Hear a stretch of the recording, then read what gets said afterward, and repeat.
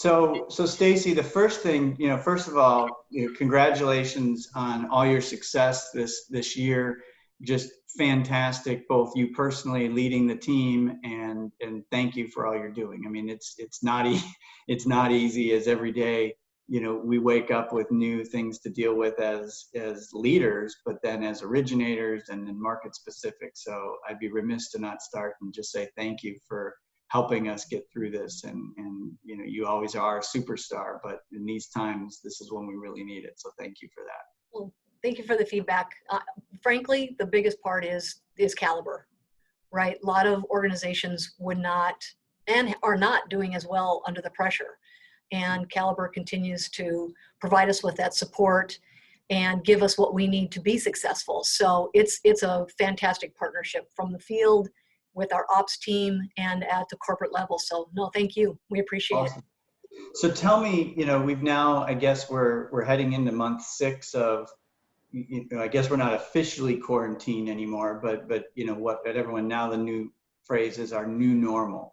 So what have you learned, not just business, but what's the 1 or 2 things through this period that you've either learned or done different and enjoyed, just a little bit of how you're dealing with the new normal? I think with the new normal, it's slowing down and taking the time to appreciate that everybody handles it differently. Mm-hmm. Right? So we all have one thing in common. We've all been put in this situation with this virus where it's changed everybody's perspective on things and everybody's handling it differently. Mm-hmm. So being able to really slow down, have those conversations with our families in regards to what their needs are, mm-hmm. and what they're going through can help really kind of stage the whole process for success based on where they're at in the process. Yeah. And that those words carry over, I would imagine, to consumers, to realtors, to employees, your team members. I mean, it is, you're right, is you don't know, you have a view of how you're feeling about it and handling it.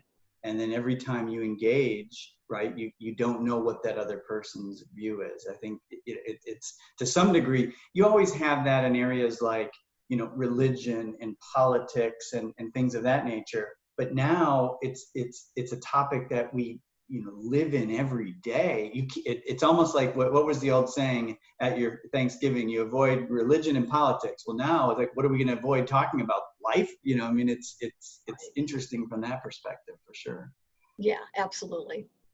So tell me, one of the things that I'm just, it's remarkable. So we saw in this whole pandemic, clearly, the concern from the Federal Reserve to come in and help drive down long-term interest rates, which has been very favorable for the mortgage business from a refinance perspective. And I think everybody's sitting back on, for me, kind of the day that life changed was that 13th of March and the ending of that week. And at that point, I think everyone understood refis would be there.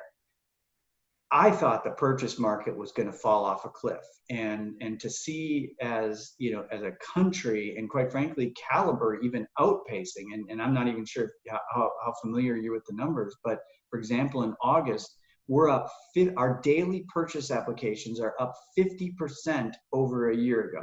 And people say, well, geez, that might just be a 1 month. No, July, it was up 40%, right? June, May, go back. The only month we were down was April, right, when you had some of the lockdown. So tell me, that's been just fascinating for me as you interact in the market there. Is now a good time to buy a house? Oh, absolutely. I mean, if you look at just historically low interest rates, obviously housing is, in high demand. So we do have a supply issue, and depending on what market you're in. But having said that, we've seen a transition where people can now live anywhere because they are not necessarily tied to a position. So if you had a job that you had to be in downtown Phoenix, let's say, you didn't necessarily want to live 30, 45 minutes away. Well, now that your companies are coming to the realization that, wow, we actually don't need people in the physical office.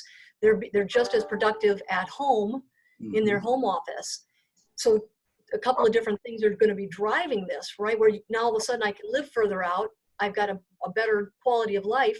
I can, maybe what I need to do is look at right sizing my house. Maybe I'm in a situation where I need now home office, or I need more space for the kids because the kids are going to be homeschooled.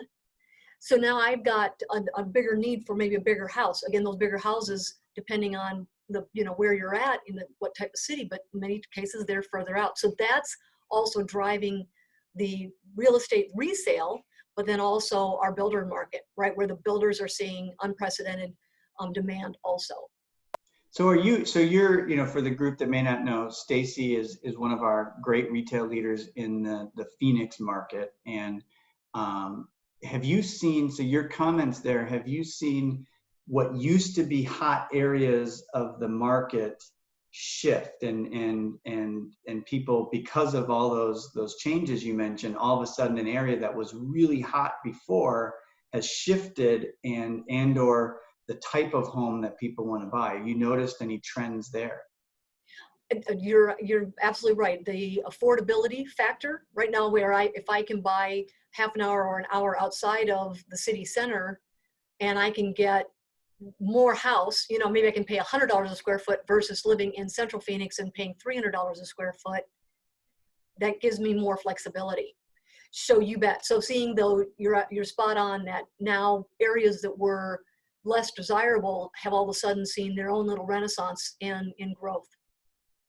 I heard something, and I don't have any facts to back it up, but like Flagstaff, like you can't find a house, you can't it's like everyone's heading up there and buying. And as an example, for those that don't know Flagstaff, right, it's elevation, you get a little bit more, cool weather, and it's 2 hours outside of, the Phoenix area.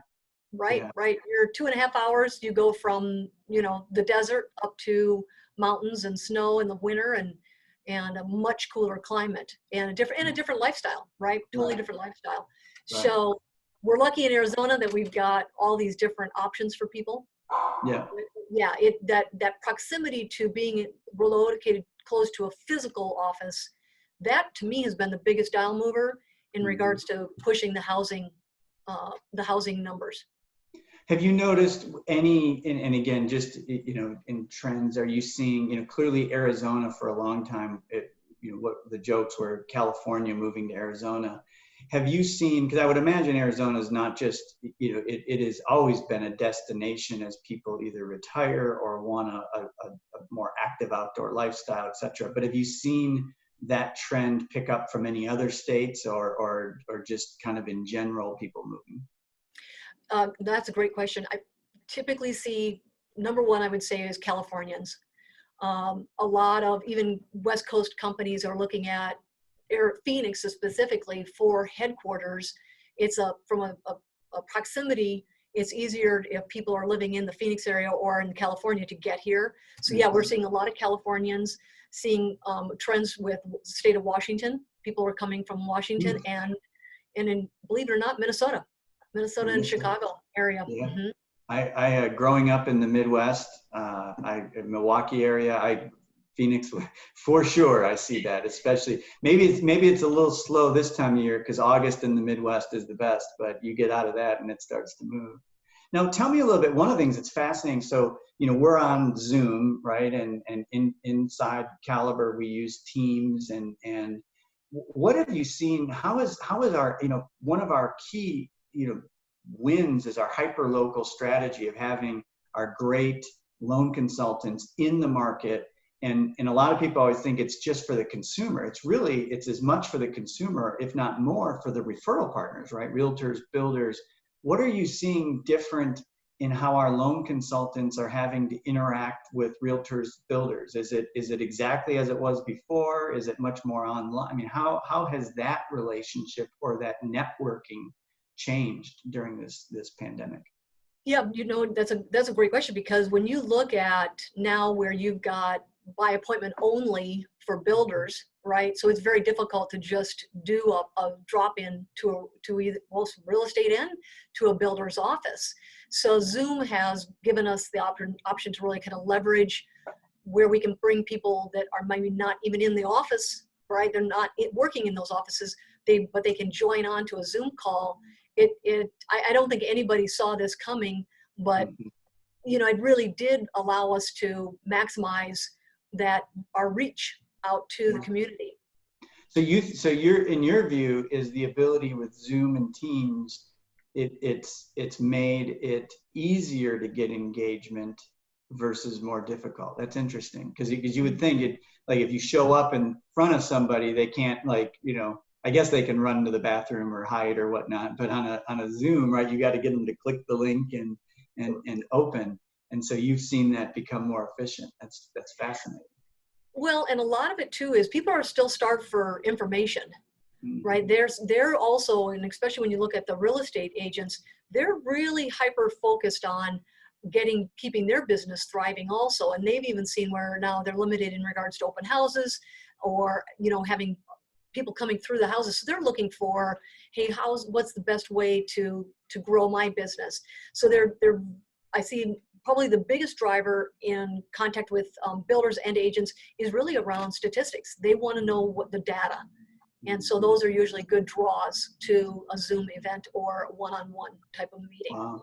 And that's probably important for us as we think about how we support, you and your team centrally in marketing, is the ability to generate that information and push it out. And it's interesting you bring that up. I had a conversation with one of our regionals on the East Coast this morning, and he had requested some charts, and I sent him 4 or 5 things, and he called me and said, look, please send as much of this stuff for that exact reason. So I think, to your point, if we can be that source of information for our referral partners, who can then disseminate it to their buyers, whether that's market data, whether it's forbearance data, delinquency, or trends, or just here's some things that others are doing to keep customers safe and open houses and that type of thing.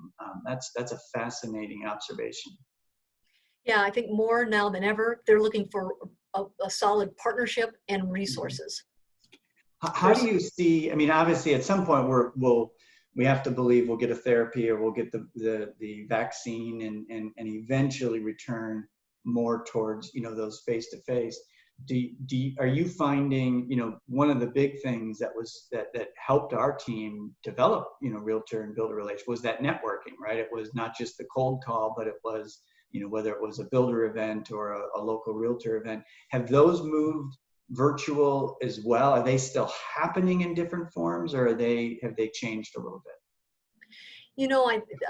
That's, when you look at the dynamics right now, I think it's very challenging to jump into this business right now without some kind of relationships put in place, right? Mm-hmm. So if you don't have those relationships, be a great resource for those folks that you're going to try and target and work with.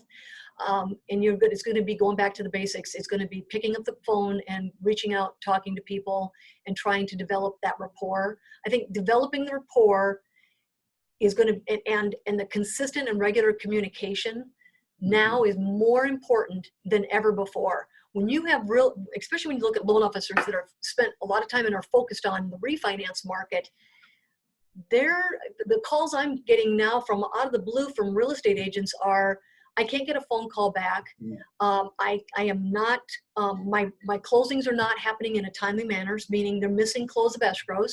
Mm-hmm. So if you are getting yourself out there, talking with people, talking about the caliber, I always call it the caliber way of, and how we approach the business, and our focus is on that purchase business, because that's the long game, right? That's the long game.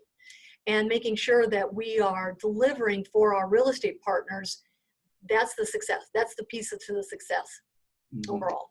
And I think that's important too. What it is, I can tell you what I wake up every day and I think about, capacity and cycle times and why that, and in the interest of purchase, right? Because clearly as a company, we want as much refinance business as we can get. However, we also know we can't have it at the expense of purchase. And so, therein lies, and I think Caliber has handled it better than most. But this has definitely put us into a new realm of having to deal with when you have 87. That's the latest number. 87% of America is eligible for a refi. That, I mean, you don't even have to prospect, right? It's like you could, pick up the phone book, go out on the street and yell, and you're going to have people that are interested. And how do we balance that with what is, so essentially at 87%, you have almost unlimited demand for refinances. And then you have limited capacity. But then at the same time, as we talked earlier in the conversation, you have, purchase growth that's off the charts and balancing. And so we've had to make, as you know, just some balanced decisions to make sure that we keep those purchase underwriting turn times in line. Clearly, they're going to be longer than what you saw in a January or February, but it is if there's one thing I worry about and think about and come up with plans every day, it's exactly that, because I do believe in the end, this is the time we can actually grow our purchase referral relationships and demonstrate what Caliber's always done in the purchase market, but the pressure's definitely on for that perspective. Pivoting one thing, so we talked a little bit referral partners and networking. How are the consumers adapting? What are they looking for in terms of the process and the interaction with the lender, maybe that's different than pre-COVID? Well, this industry is kind of interesting because for years, people felt like they had to meet in person with the lender to do an application, right? They had to have that sit down time and go through everything. Mm-hmm. And so your millennials, they were the ones that were kind of pushing that online, mm-hmm. which I think Caliber did an exceptional job in developing our online application. Because when I can say to a borrower, look, you're going to go online, you're going to be able to do an application in say 15, 20 minutes, and we're going to verify income. Mm-hmm. We're going to be able to digitally verify your assets, your credit report. You're going to get your scores at the end of the transaction. You're going to be able to upload all of your documents. The millennials, those younger folks, they got that very quickly. Then along comes the virus, and now you've got a group that are maybe not, they're shifting their thinking too in regards to how do I take and leverage technology so that I don't have to put myself in a situation where I'm having to go out and be in public and meet with somebody. So all of a sudden now our online application, because it is so user friendly, mm-hmm. anybody can literally go through that online application. I just don't get feedback that, hey, I can't get through this. So I think, kudos to Caliber for putting the money behind that software development, that we could give that very smooth, flawless experience for our buyers and borrowers when they are applying online. Because once they go through that, we do a consultation, we'll talk through what their options are. Then we've got them in a position where they feel comfortable with what we're offering. Mm-hmm. And I'm hearing the feedback I'm hearing more so now than ever was, gosh, my other lender I'd talked to didn't offer me this, mm-hmm. didn't walk me through this process. Mm-hmm. So our technology really has leveraged it from a producer standpoint on the consulting side, but also then for our families to be able to say, oh, wow, this was easy. Mm-hmm. And we want to make it a smooth process for them. So balancing, as we talk and Sanjeev talks about, is high tech and high touch, right? So make it easy and then follow that up with, rather than you spending your time, entering, the final 2 digits of the bank account, spending the time on the coaching and the counseling.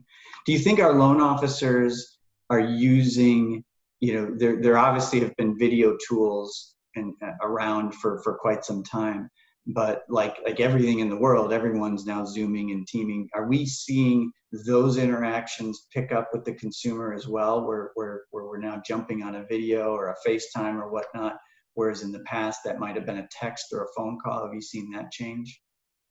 Absolutely, right. So you may have that initial consultation being a Zoom call and follow-up being video updates.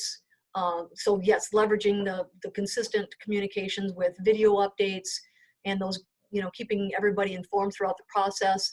Also using the opt-in option in our technology on H2O, where we're sending out regular communications to them in regards to the process. That also was a dial mover. And if you're combining the Zoom, the video, and those milestone updates, where at the end of the transaction, when you're consistently hearing back from borrowers that, hey, you guys were great at communicating. Mm-hmm. That to me is a win. That's a huge win when people feel like they were communicated with. And all of the studies always show when you from a consumer perspective, and it's such an overused term, but the Uberization, right? But it's for me, and it just rings true, is what was so popular about when everyone started ordering Ubers or Lyfts or wherever, it was the fact that it was at as the consumer of that product, you're in control, right? When you request when you want it, are they on their way? You can track their progress. When they get there. What it's going to cost. It answers all the questions. And so if you apply that to our business, and we know we still have a long way to go here, but the more information we put to the consumer throughout the process, number one, they'll respond faster when we need things, right? Because if they can see where they are in the process and what that next step and what they have to do, number one, it takes anxiety. Number two, they'll get more engaged and move it through. And it should remove the burden, right, on us as originators. And I think from origination perspective, it helps spend more time on business development, perhaps, than managing that pipeline. But it does require that 1-2 effort there of communication from the loan originator, but also the company, whether it's push updates and really making sure that consumer knows where their situation is, what next, and what's still required to get to that finish line. And that's really, we don't talk as much about it as we should, but the efforts going on under our transformation process end to end to shorten that time period and push more of that information to the consumer is really top of almost everything we're doing in that area, because we do believe that the consumer will absolutely love that piece. So final, I kind of a final question. So I should say final questions, rapid fires. So how many virtual happy hours do you have to attend a week? That's a great question. I average a couple, at least 2 or 3 a week, where we're connecting. But it's interesting is, I think initially it always started out with everybody had a drink in their hands. Now I think people are just hungry for that downtime and that one-on-one connection. Yeah. Right. Yeah. Where a small group of people together, and it's again, that, hey, we're all in this together. Right. Have you ever used that your Wi-Fi was weak as an excuse to end one early? all those new excuses we have to come up with. And then finally, when you think about this homeowners this fall, right, in your market, if we had 100 homeowners thinking about making that move and buying a house, what advice would you give them as they think about embarking on this in the middle of our new normal? Be prepared. Start early, start with the lender, make sure that you are getting a full pre-approval. And because once you are ready to place an offer in on a property, sellers and listing agents are very savvy. They are scrutinizing those offers and looking for the buyer that is truly prepared to execute on that contract. So you want to make sure that income and employment have been verified. You want to make sure your assets are ready to go, because in some cases we're seeing it's gotten so competitive in the Phoenix market that sellers want a 20-day close. Wow. Right. Yeah. So you really have to be in a position that your offer is solid and that there is not anything that's going to cause an issue for you once you do go under contract. So get with the lender, have a conversation with a real estate agent too, so you understand what your options are. I always say the biggest and most important thing for a buyer to understand is, what do you feel comfortable with for a mortgage payment? You might be able to afford or qualify for the $1 million house, but you might not want the mortgage or the payment that goes with it. So let's tailor that mortgage to fit and suit your needs. And so if we can do that on the front end versus going out writing a contract only to find out, wow, this is not what I had expected or was planning, let's stage you for success at the very beginning. Yeah, no, that's terrific advice. Well, Stacey, as always, great to see you. And actually to say that, great to see you. We're not on the phone, we're on Zoom, and this is some really fantastic advice and insight that I know across the Caliber Nation, everyone's going to be excited to hear this. And I just thank you for the hard work, the leadership, and please let all your teams know just how thankful we are for all that they're doing. And I cannot wait till I can get back, out face to face with everybody. And I'm pretty sure I owe probably the numbers about 1,400 dinners at this point in time. So I'm going to be playing catch up for many years. Yeah, well, we appreciate your leadership and the direction that, really the solid direction that Caliber has gone and our initiatives. And so thank you from the field for your support. We appreciate it. You got it. We've done a lot. We've got a lot more to do. The to-do list is long. So thank you. Take care, Stacey. You too. Take care, everyone. Thank you for tuning in to the Home Connection podcast from Caliber Home Loans. Please see the show notes for links to topics discussed in this episode, and be sure to subscribe wherever you listen to podcasts.